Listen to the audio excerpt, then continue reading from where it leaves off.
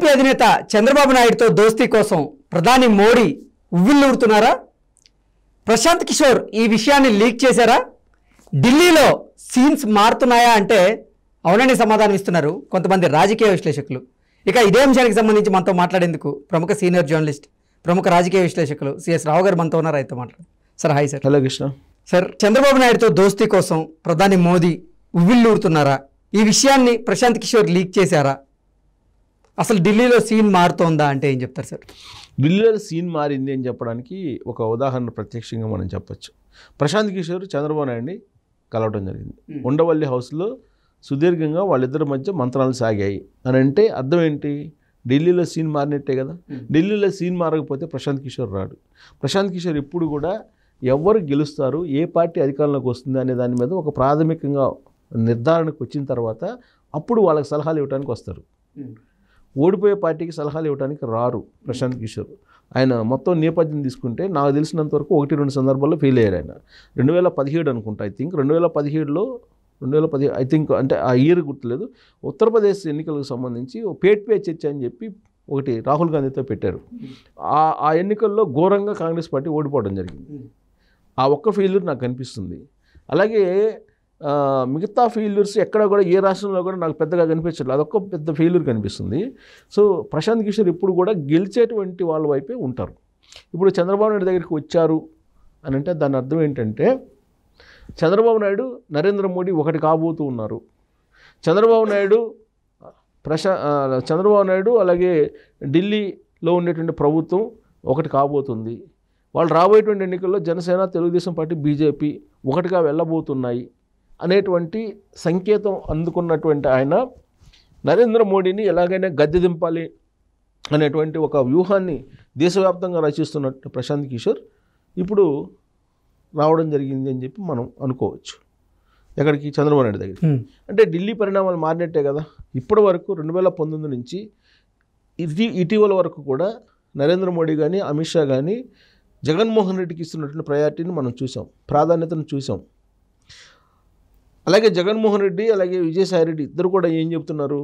మేము నరేంద్ర మోడీకి కానీ, అమిత్ షాకి కానీ తెలియకుండా మేము ఏమీ చేయము, కేంద్రంలో ఉండేటువంటి ప్రభుత్వానికి తెలియకుండా ఒక అడుగు కూడా ముందుకు వేయము అనేది చాలా సందర్భాల్లో వాళ్ళిద్దరే చెప్పడం జరిగింది. కాబట్టి అటు నరేంద్ర మోడీకి, ఇటు జగన్మోహన్ రెడ్డికి ఉన్నటువంటి రాజకీయపరమైన బంధం ఏంటి అనేది తెలుస్తుంది. పైగా డైరెక్ట్గా డయాస్ మీదనే అప్పుడు అల్లూరి సీతారామరాజు విగ్రహం ఆవిష్కరణ సందర్భంగా జగన్మోహన్ రెడ్డి ఏం చెప్పారు? మాకు రాజకీయాలకు అతీతమైనటువంటి బంధం మా మధ్య ఉంది అని చెప్పారు. నరేంద్ర మోడీది జగన్మోహన్ రెడ్డి బంధాన్ని గురించి ఆయనే చెప్పాడు, జగన్మోహన్ రెడ్డి చెప్పారు.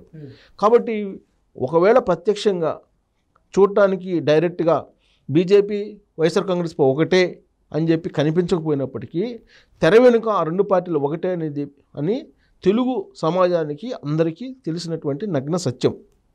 ఓకే. సో కాబట్టి ఇక్కడ రాబోయేటువంటి ఎన్నికల్లో కూడా జగన్మోహన్ రెడ్డిని నమ్ముకొని ఎన్నికలకి వెళ్తారా లోక్సభ ఎన్నికలకి అని అంటే నరేంద్ర మోడీకి మూడోసారి ప్రధానమంత్రి కావాలని ఖచ్చితంగా ఆయనకు బలమైనటువంటి కోరిక ఉంది. బీజేపీకి కూడా మూడోసారి అధికారంలో రావాలని బలమైనటువంటి కోరిక ఉంది. ఆ క్రమంలో ఆంధ్రప్రదేశ్లో ఉండేటువంటి సిట్యుయేషన్ మీద ఒక అవగాహన ఉంటుంది వాళ్ళకి. లేటెస్ట్గా వచ్చినటువంటి సర్వేలో ఏంటంటే జగన్మోహన్ రెడ్డి వెనకబడ్డారు, జగన్మోహన్ రెడ్డి గ్రాఫ్ బాగలేదు, చంద్రబాబు నాయుడు గ్రాఫ్ పెరిగిపోయింది.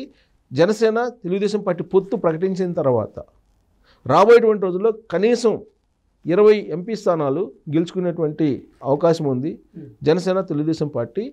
కాబట్టి చంద్రబాబు నాయుడు వైపు ఉంటే బెటరు, చంద్రబాబు నాయుడు దగ్గర తీసుకుంటే బెటరు అనేటువంటి ఒక ఆలోచనకి సహజంగా కేంద్రంలో ఉండేటువంటి బీజేపీ వస్తుంది. ఎందుకంటే అధికారాన్ని మూడోసారి కోరుకుంటున్నారు కాబట్టి. ఓకే. సో ఎలాగో జగన్మోహన్ రెడ్డి అతనికి ఎన్ని వచ్చినా 4, 5 లేకపోతే ఎన్ని వచ్చినా కానీ ఎంపీలు అవి ఎలాగో తనకు సపోర్ట్ చేస్తారనేది ఆయనకు తెలుసు, నరేంద్ర మోడీకి తెలుసు. ఎందుకు? వాళ్ళిద్దరి మధ్య ఉన్నటువంటి రాజకీయపరమైనటువంటి ఫెవికాల్ బంధం ఉంది కాబట్టి అతనికి ఎన్ని వచ్చినా కానీ బీజేపీకి సపోర్ట్ చేస్తారు, ఇండైరెక్ట్గానో డైరెక్ట్గానో చేస్తారు అనేది తెలుసు నరేంద్ర మోడీకి. కాబట్టి ఇప్పుడు చంద్రబాబు నాయుడు ఇండియా కూటమి వైపు వెళ్లకుండా జాగ్రత్త పడుతున్నారు నరేంద్ర మోడీ అనేది ఢిల్లీ వర్గాల్లో నడుస్తున్నటువంటి టాక్. ఒకవేళ ఇండియా కూటమి వైపు చంద్రబాబు నాయుడు వెళ్తే అప్పుడు టోటల్గా దేశ రాజకీయాల్లో కూడా కొంత విచిత్రమైనటువంటి పరిణామాలు చోటు చేసుకునేటువంటి అవకాశం ఉంది, అనూహ్యమైనటువంటి పరిణామాలు చోటు చేసుకుంటాయి. ఎందుకంటే చంద్రబాబు నాయుడు జాతీయ స్థాయిలో ఒక గుర్తింపు ఉన్నటువంటి లీడరు. గతంలో యునైటెడ్ ఫ్రంట్ని కానీ నేషనల్ ఫ్రంట్ని కానీ ఎన్డీఏని కానీ నడిపినటువంటి అనుభవజ్ఞుడు చంద్రబాబు నాయుడు. సో జాతీయ స్థాయిలో గుర్తింపు ఉన్నటువంటి లీడరు. నితీష్ కుమార్ కానీ, మమతా బెనర్జీ కానీ, అఖిలేష్ యాదవ్ కానీ, వీళ్ళందరూ కూడా, ఇప్పుడు లాలూ ప్రసాద్ యాదవ్ కానీ, వీళ్ళందరూ కూడా సన్నిహితులు చంద్రబాబు నాయుడుకి. సో కాబట్టి వాళ్ళందరూ కూడా టచ్లో ఉంటారు. ప్లస్ చంద్రబాబు నాయుడు చెప్తే వాళ్ళు ఆలోచించే పరిస్థితి ఉంది. వాళ్ళందరినీ కూడా ఒక చోట తీసుకొచ్చేటువంటి సత్తా కూడా చంద్రబాబు నాయుడుకు ఉంది. ఆ సంగతి అందరికీ తెలుసు. జాతీయ స్థాయిలో ఢిల్లీలో ఉండేటువంటి లీడర్లందరికీ, దేశంలో ఉండే అన్ని పార్టీలకు సంబంధించిన లీడర్లకు కూడా అందరికీ తెలిసినటువంటి అంశమే. అందుకని చెప్పి నరేంద్ర మోడీ ఇప్పుడున్నటువంటి పరిస్థితుల్లో చంద్రబాబు నాయుడిని తన వైపు తీసుకుంటే బెటరు అనేటువంటి ఒపీనియన్కి వచ్చారు అనేది ప్రాథమికంగా జరుగుతున్నటువంటి చర్చ. దీన్ని తెలుసుకున్నటువంటి ప్రశాంత్ కిషోర్ దేశ స్థాయిలో రాజకీయ వ్యూహాలను రచిస్తూ నరేంద్ర మోడీని గద్దె దింపాలని అంటే చంద్రబాబు నాయుడు అవసరం బాగా ఉంది అని అతను ఆంధ్రప్రదేశ్కి వచ్చి చంద్రబాబు నాయుడిని ఉండవల్లి హౌస్లో కలిశారనేది ఒకటి. ఇంకోటి ఏంటంటే ప్రశాంత్ కిషోర్ గతంలో సోనియా గాంధీ తోటి పవర్ పాయింట్ ప్రజెంటేషన్ ఇచ్చారు. రాబోయేటువంటి రోజుల్లో నరేంద్ర మోడీని దింపాలంటే కనుక యూపీఏ బలం సరిపోదు, ప్రాంతీయ పార్టీలు, బలమైనటువంటి పార్టీలు దేశంలో చాలా ఉన్నాయి, వాటితోటి అలయన్స్ పెట్టుకొని కాంగ్రెస్ పార్టీ వెళ్తే సక్సెస్ అవుతుంది అని చెప్పి ఆయన ఒక పవర్ పాయింట్ ప్రజెంటేషన్ ఇవ్వడం జరిగింది. దాంతోపాటు ఏఐసిసి అధ్యక్షులుగా గాంధీ కుటుంబం కాకుండా గాంధీయేతర కుటుంబం ఉండాలని కూడా ఒక సలహా ఇచ్చారు. ఆ మేరకు ఏఐసిసి అధ్యక్షునిగా ఇప్పుడు ఖర్గేని చేయడం జరిగింది సోనియా గాంధీ. సో కాబట్టి నెక్స్ట్ స్టెప్ ఏంటి? దేశంలో ఉండేటువంటి బలమైనటువంటి ప్రాంతీయ పార్టీలతో కాంగ్రెస్ పార్టీకి పొత్తు పెట్టాలి. సో ఈ క్రమంలో ఆయన దేశంలో ఉండేటువంటి బలమైనటువంటి ప్రాంతీయ పార్టీ నేతలతోటి భేటీ అవుతున్నారు. భేటీ అవడంతో పాటు ఆయన నరేంద్ర మోడీకి వ్యతిరేకంగా ఒక కూటమిని బిల్డప్ చేస్తున్నారు అనేది వినిపిస్తుంది. ఈసారి ఎన్నికల్లో నరేంద్ర మోడీ గెలిచేటువంటి అవకాశం లేదు అని చెప్పి ఆయన యొక్క సర్వేల యొక్క సారాంశం. ఎస్పెషల్లీ దక్షిణ భారతదేశంలో బీజేపీ భారీగా నష్టపోతుంది అనేటువంటిది ఆయన చెప్తున్నారు. సో దక్షిణ భారతదేశంలో కాంగ్రెస్ పార్టీకి బాగా ఉంది కాబట్టి దక్షిణ భారతదేశంలో అటు బీజేపీకి ఇటు కాంగ్రెస్కి సమదూరాన్ని పాటిస్తున్నటువంటి పార్టీలని దగ్గర చేసుకోవాలనేటువంటి ప్రయత్నంలో భాగంగా ఆయన చంద్రబాబు నాయుడిని కలిసి ఉండే అవకాశం ఉంది. కాబట్టి ఢిల్లీ సీన్ మారింది. ఆ మారినటువంటి పరిణామాల క్రమంలో ప్రశాంత్ కిషోర్ ఇప్పుడు ఆంధ్రప్రదేశ్కి వచ్చి చంద్రబాబు నాయుడిని కలవడం జరిగింది. సో రాబోయేటువంటి రోజుల్లో ఇప్పుడు బలమైనటువంటి ప్రాంతీయ పార్టీలు ఏముంది?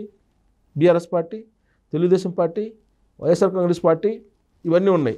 So YSR Congress party already తన చేతుల నుంచి వెళ్ళిపోయిందని చెప్పి ప్రశాంత్ కిషోర్కి తెలుసు. నరేంద్ర మోడీని కాదని ఒక అడుగు కూడా వేసేటువంటి పరిస్థితి లేదని చెప్పేసి అందరికీ తెలిసినటువంటి అంశం ఇది దేశవ్యాప్తంగా. కాబట్టి ఇప్పుడు సమదూరాన్ని పాటిస్తుంది ఎవరు? ఇండియా కూటమికి, అలాగే ఎన్డీఏ కూటమికి సమదూరాన్ని పాటిస్తున్నటువంటి పార్టీలు ఏమున్నాయి దక్షిణ భారతదేశంలో అంటే తెలుగుదేశం పార్టీ బలమైనటువంటి పార్టీ. అలాగే తమిళనాడులో డిఎంకే ఆల్రెడీ ఇండియా కూటమిలో ఉంది. అన్నా డిఎంకే ఈ మధ్యకాలంలోనే ఎన్డీఏ నుంచి బయటకు వచ్చింది. అన్నా డిఎంకేకి తెలుగుదేశం పార్టీకి దగ్గర సంబంధాలు ఉన్నాయి. ఆ లీడర్లకి అసలు జయలలిత బతికున్నప్పుడు చంద్రబాబు నాయుడికి జయలలితకి మంచి రాజకీయపరమైనటువంటి సంబంధాలు ఉన్నాయి. సో ఇలా ప్రతి రాష్ట్రంలో కూడా చంద్రబాబు నాయుడికి సంబంధాలు ఉన్నాయి. చంద్రబాబు నాయుడుకు ఉన్నటువంటి సాన్నిహిత్యాన్ని, చంద్రబాబు నాయుడుకు ఉన్న సన్నిహిత సంబంధాలను ఉపయోగించుకొని ఇండియా కూటమిని బిల్డప్ చేయాలి, బలోపేతం చేయాలి అనేది ప్రశాంత్ కిషోర్ యొక్క ఆలోచన. అందుకే ఆయన ఇప్పుడు చంద్రబాబు నాయుడుతో భేటీ అయి ఉంటారు అనేది ఒకటి. సో అందుకే ఇప్పుడు లీక్స్ వచ్చినందువల్ల నరేంద్ర మోడీ తన వైపు తిప్పుకుంటాడు చంద్రబాబు నాయుడిని అని లీక్స్ వచ్చినందువల్ల ప్రశాంత్ కిషోర్ ఇమీడియట్గా తను స్టెప్ వేసి ఆంధ్రప్రదేశ్కి వచ్చి చంద్రబాబు నాయుడిని కలిశారు అనేది ఒక వర్షన్. ఓకే. సో రెండేంటంటే ఎన్నికల ముందు పెట్టుకోవాలా పొత్తులు, ఎన్నికల తర్వాత పెట్టుకోవాలా అనేది క్లారిటీ రావాల్సి ఉంది. ఎన్నికల ముందు అయితే కనుక ఆల్రెడీ పవన్ కళ్యాణ్ అలాగే తెలుగుదేశం పార్టీ పొత్తు పెట్టుకున్నాయి. బీజేపీ కూడా పొత్తు పెట్టుకోవాలని కోరుకుంటున్నాడు పవన్ కళ్యాణ్. కాబట్టి తెలుగుదేశం పార్టీ, జనసేన, బీజేపీ మూడు పొత్తు పెట్టుకుని వెళ్ళేటువంటి అవకాశం ఉంది ఎన్నికల ముందు. దానికి బహుశా టెంటేటివ్కి ఒక అంగీకారం కూడా వచ్చిందని చెప్పేసి వినిపిస్తుంది. ఆ క్రమంలోనే సడన్గా ఇప్పుడు ప్రశాంత్ కిషోర్ వచ్చారు. సో దీంతో ఎన్నికల ముందు పొత్తా లేదా ఎన్నికల తర్వాత పొత్తా అనే దానికి ఒక సందిగ్ధత ఏర్పడేటువంటి అవకాశం ఉంది. ఇప్పుడు బీజేపీతో పొత్తుకైతే బ్రేక్ పడేటువంటి అవకాశం ఉంది ప్రశాంత్ కిషోర్ ఎంట్రీ కావడంతో అనేది మనం కంక్లూజన్కి రావచ్చు. Okay sir, thank you so much. Thank you.